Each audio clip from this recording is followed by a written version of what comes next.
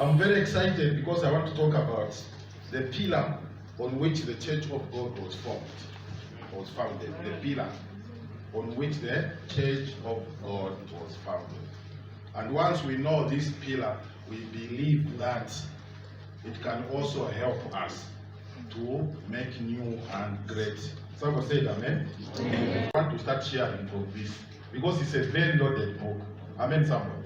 And the pillar that I'm talking about, on which the Church of God was founded, I got it from here, and that's what I'm going to share about. Amen. And just from this book, I discovered that the first Pentecostal church in America actually was the Church of God. Amen. A big clap. A big clap for the church. It was founded in 1886. Amen. So as we are talking today, Church of God is 134 years old. Another big clap. 134 years in existence. That's very, very powerful. Okay? So, because of what I want to teach about this morning, I just want to give you a brief background in the next 5 minutes, a brief background of the Church of God. It was established in 1886 as an organization called Christian Union by a man called R.G. Sparling. 1886 by a man called R.G. Sparling. Sparling, he led a group of people who were dissatisfied with the dryness of the church at that time. So the churches that were there at that time, they were dry. Okay? They had stopped experiencing the presence and the working of the Holy Spirit. So because of that, there were some people who were not satisfied with what was happening. So they made an organization where they said, as for us, we want to come up with an organization that will be operating under the guidance of the Holy Spirit.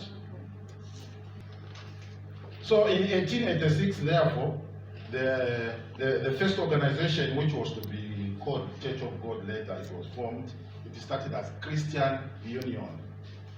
And then in 1902, the name was changed to Holiness Church of Camp Creek. So it was changed to Holiness Church. So you see, the changing of names is a normal thing. Somebody said amen. Amen. Changing of names is a normal thing.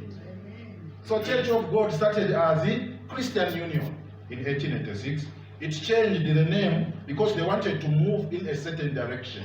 The name was changed to Holiness Church. And again, finally, the name was changed in 1907 to Church of God. Amen. So we see the change of name happening from 1886 to 1907 3 times. Christian Union, Holiness Church, and then now Church of God. That's the same name that we are using now.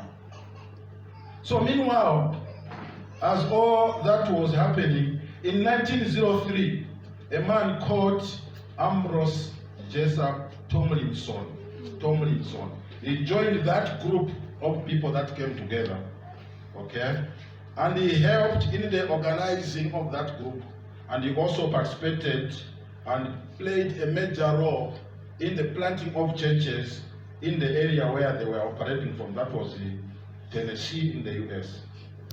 So this same person, Tomlinson, was later to become the first general overseer of Church of God. So Tomlinson had worked so hard that by 1906, the churches that were planted in that area held the first General Assembly in 1906.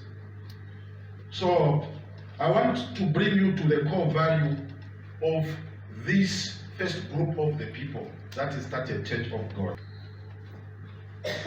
Okay, I want to talk about the core value of the first group of people that met to to come up with what we are now calling Church of God. I want to show you what they believed in. Some of the leaders in the church in its early days were men like R.G. Sparling Jr., M.S. Lemons, W.F. Brandt, and Henry McNabb.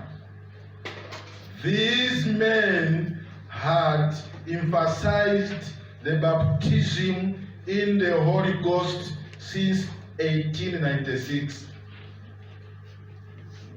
And most of the ministers had received the Holy Ghost during that time. I want to read that again. These men who found the Church of God emphasized the baptism in the Holy Ghost. Amen. Since 1896. And most of the ministers had received the Holy Ghost during that time. Amen. Somebody say amen. Amen. Yes. So the core value means something that we hold dear as a church or maybe as an organization. The core value of Church of God is the working under the influence of the Holy Ghost. It's the baptism of the Holy Ghost. Amen. That's made it. That's the reason why you are here. That's the reason why I'm here. It was because they believed in the baptism of the Holy Ghost. And because of that, the Holy Ghost helped them. Isn't that good?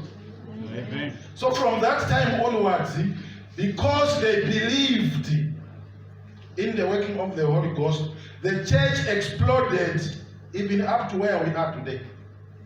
It exploded because of the baptism of the Holy Ghost. So thanks be to the working of the Holy Spirit among the first members of the Church of God. The Church of God Statement of Faith has 14 articles. How many have ever read it? Statement of Faith for Church of God. It has got how many? 14 articles. And out of these 14 articles, 2 articles emphasize the baptism of the Holy Ghost. And that is Article 8 and Article 9. Article 8 and Article 9 of the Statement of Faith of the Church of God. Both articles, they emphasize the baptism of the Holy Ghost.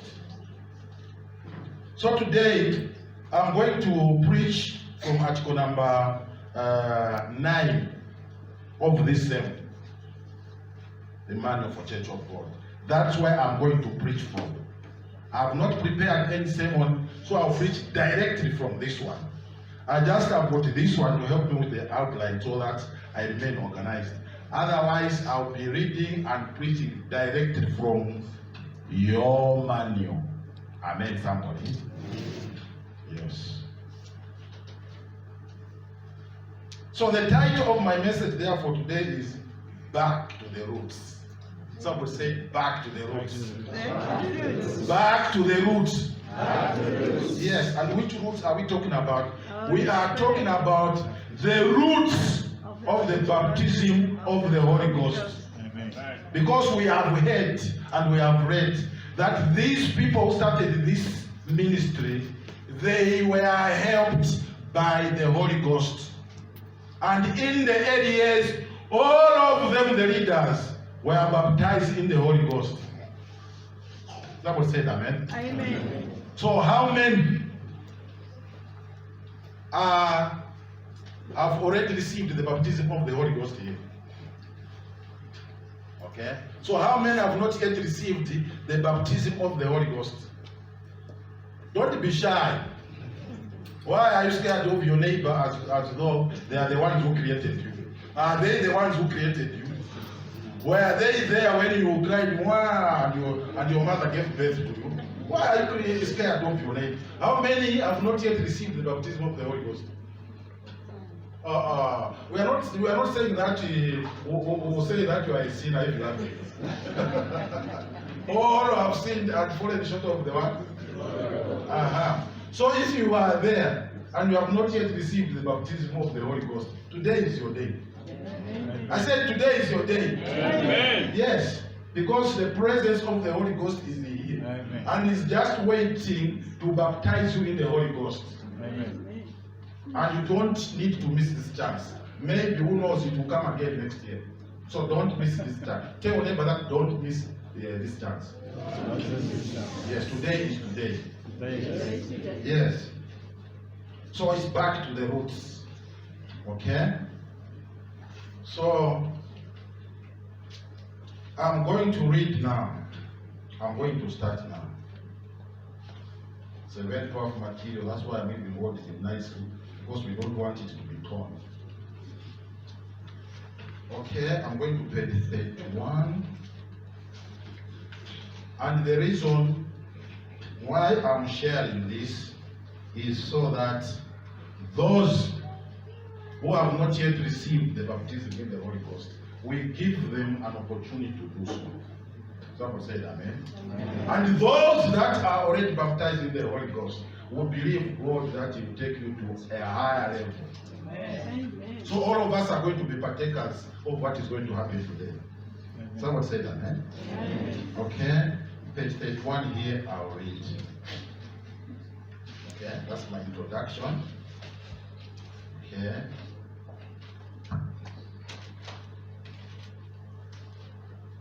That's the Article 9. Article 9 of the Statement of Faith. Okay?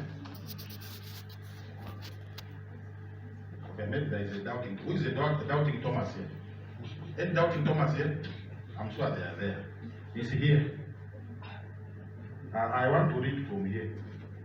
Amen, somebody? I'll just put these red ones to guide me.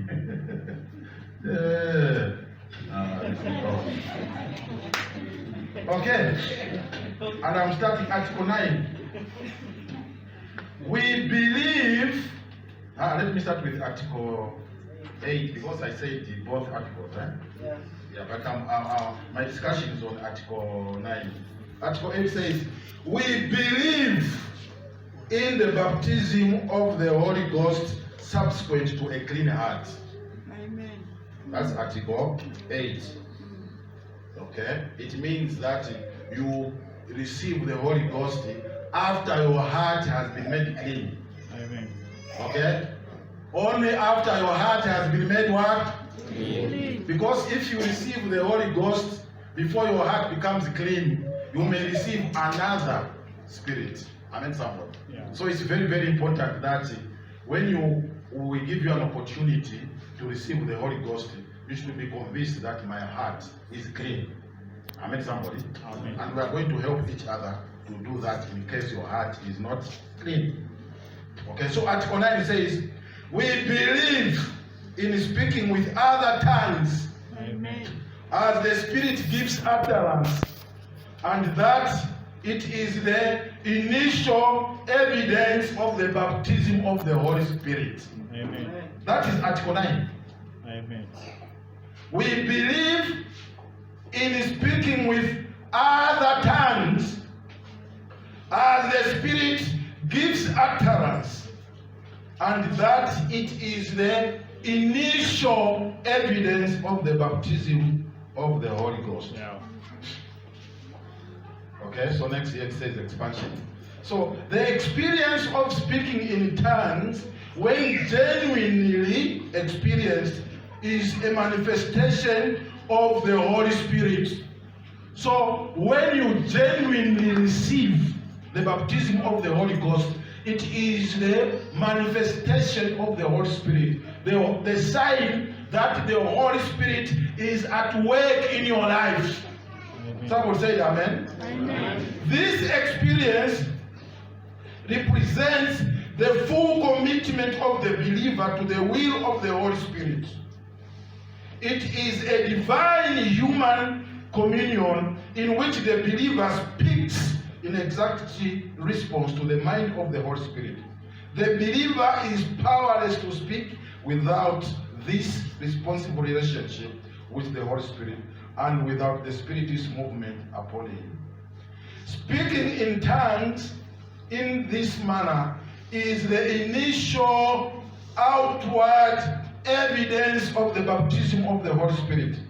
This experience is the promise of God to every believer. Someone said to every believer. So every believer is supposed to be baptized in the Holy Ghost.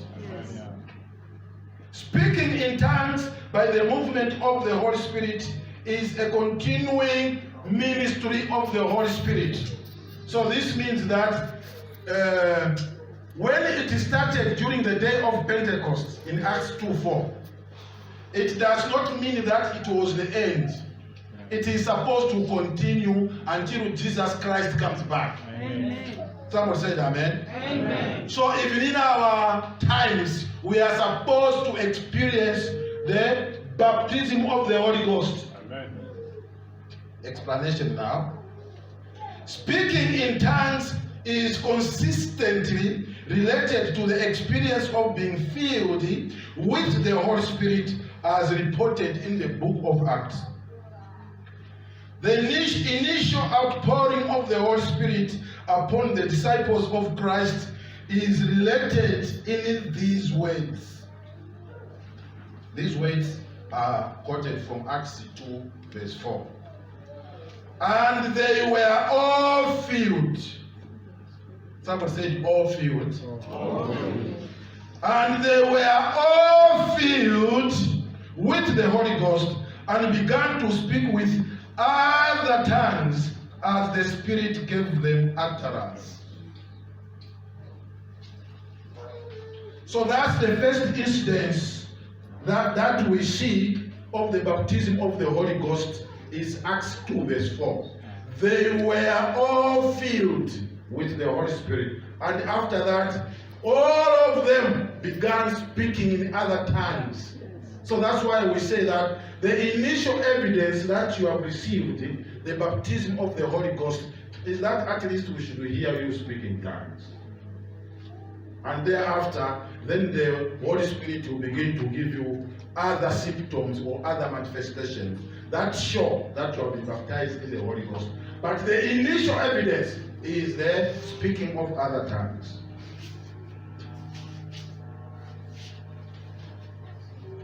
Let's look at what Peter said concerning the Holy Ghost. Okay? While the apostle Peter was preaching to the household of Cornelius, the Holy Ghost fell on all of them which heard the word. That was Peter. Amen. While Peter was preaching in the household of Cornelius, he was preaching, and in the process of preaching, then the Holy Spirit fell on those people that were listening to Peter. Amen, somebody.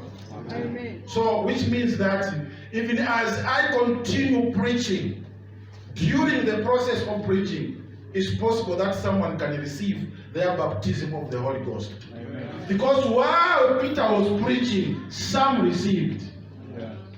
Amen. Amen. So expect that even during the preaching, it's possible that you can also receive the baptism of the Holy Ghost. Amen. Because that's the reason why this Sunday has been made today. That's the reason why we are here. We are here so that you experience the baptism of the Holy Spirit. If you have already received the Holy Spirit, then God is going to take you to another dimension. Amen. So while Peter was preaching, the Holy Spirit fell among the listeners. Let me also share with you on the account of Paul. Now, the Apostle Paul ministered to believers who had followed the preaching of John the Baptist. He enlightened them on the message of Christ, Christian baptism, and the gift of the Holy Spirit. The scripture further witnessed, and when Paul had laid his hands upon them, the Holy Ghost came on them. Amen, somebody. When Paul had laid his hands upon them, then they received the Holy Ghost. So if as we preach today, maybe it happens that you don't receive the Holy Ghost, another opportunity is going to be given to you.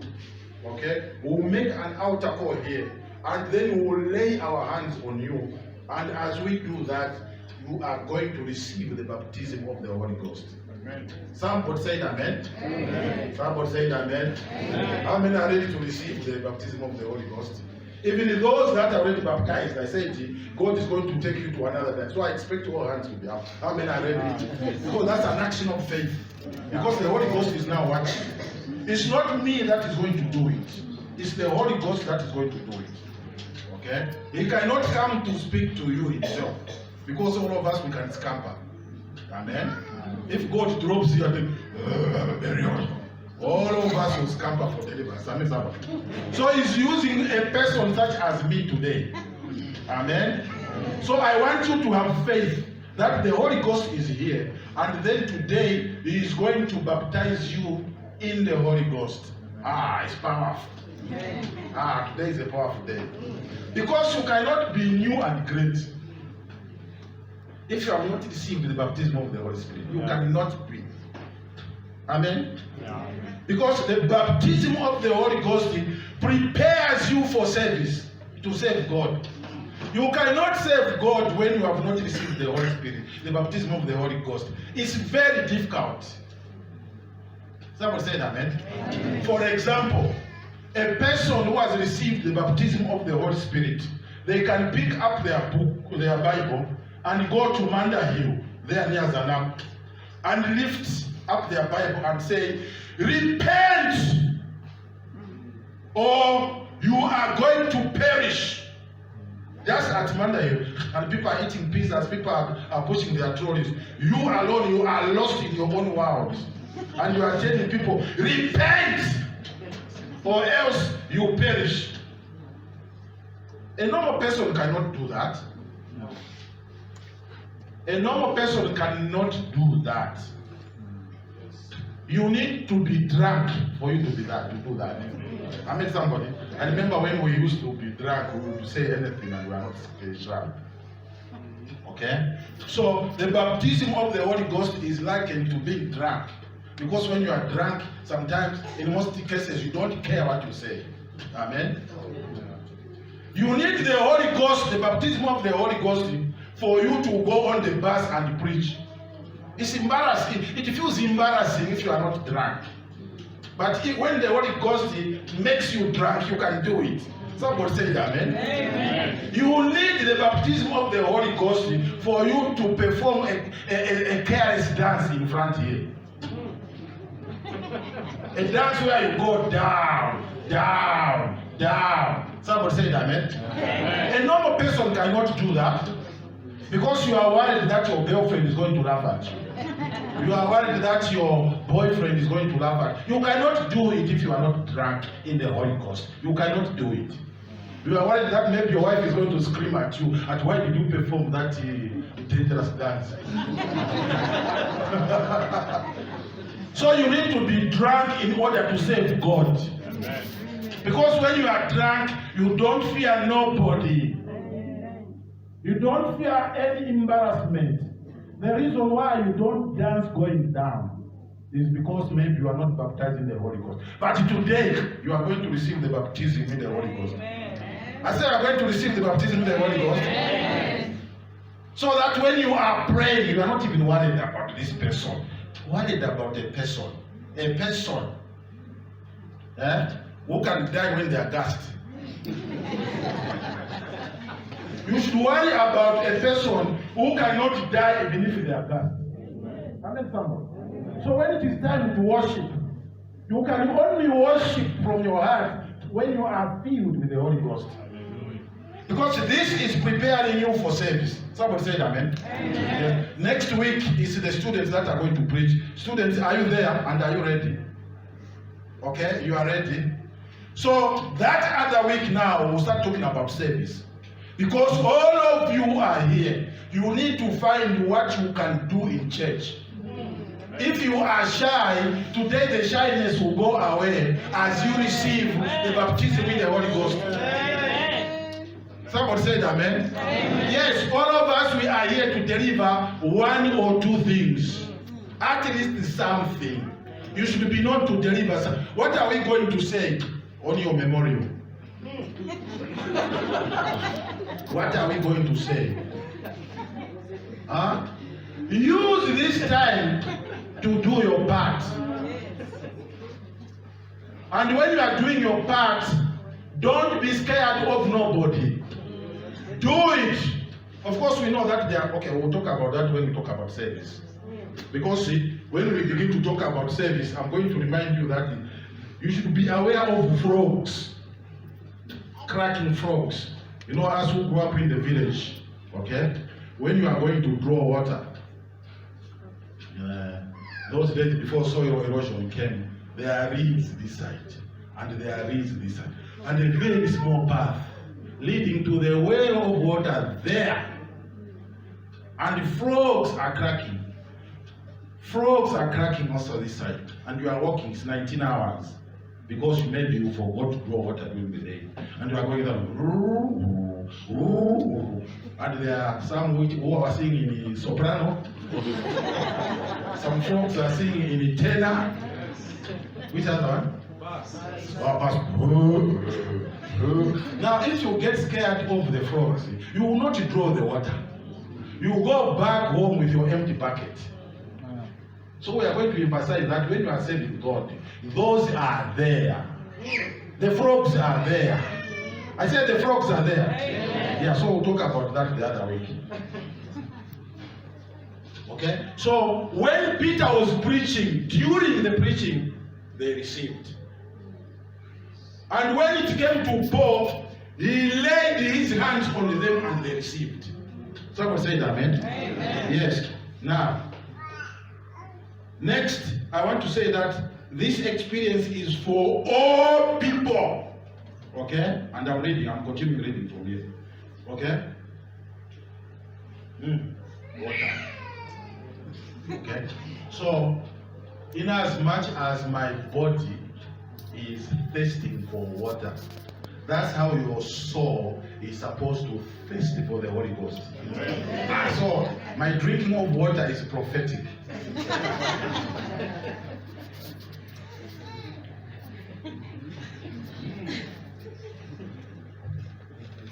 That's prophetic. Okay. The experience of the baptism of, I want to talk about the point of saying all. Is that okay?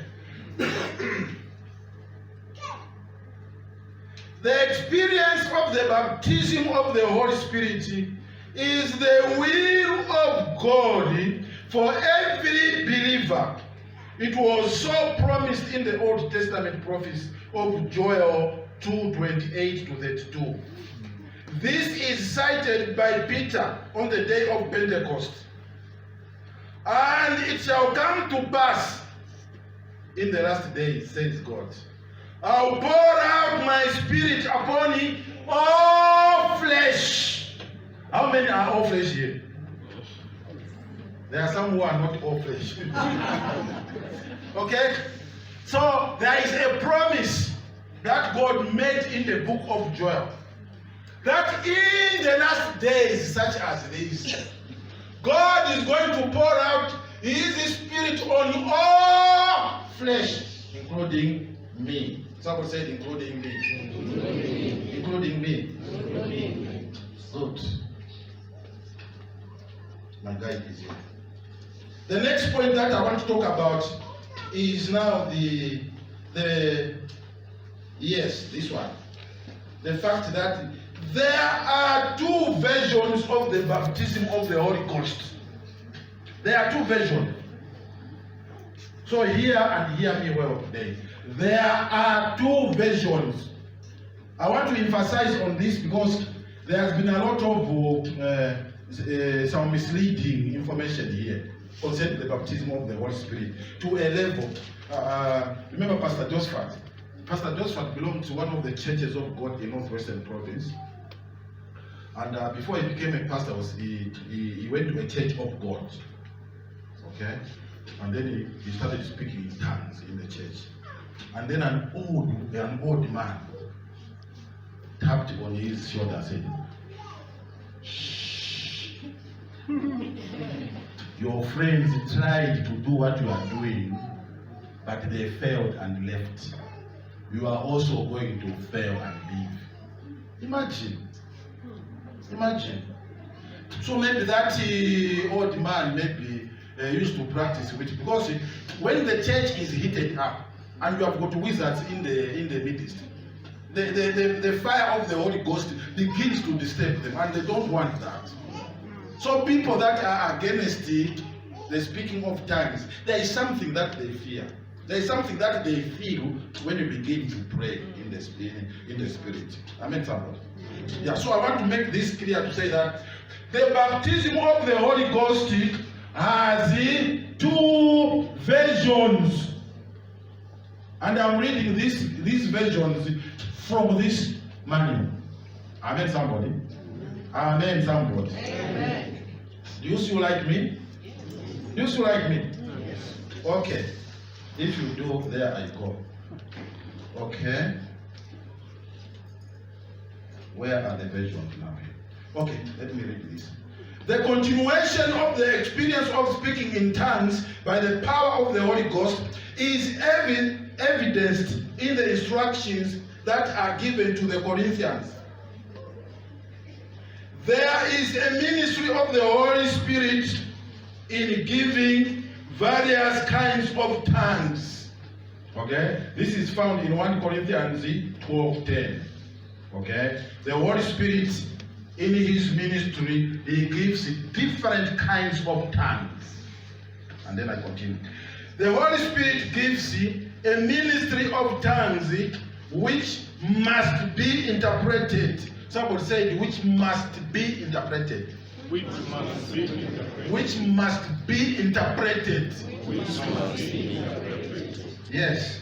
So the Holy Spirit gives a ministry of tongues which must be interpreted by the ministry of the Holy Spirit.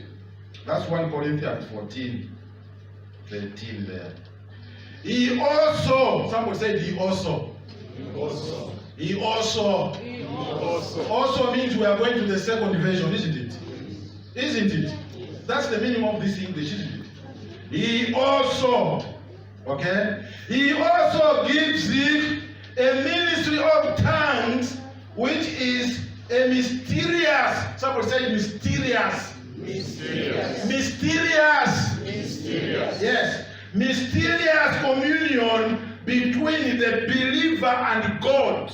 So there are two versions. Version 1 is supposed to be interpreted. Version 2 is not supposed to be interpreted. Because even you, the speaker, you cannot understand what you are saying. You are having a dialogue or communion between you and God. Between you and God. You and God. Not you and the other listeners. No. So there are two versions there. Somebody say amen. Amen. There are how many versions?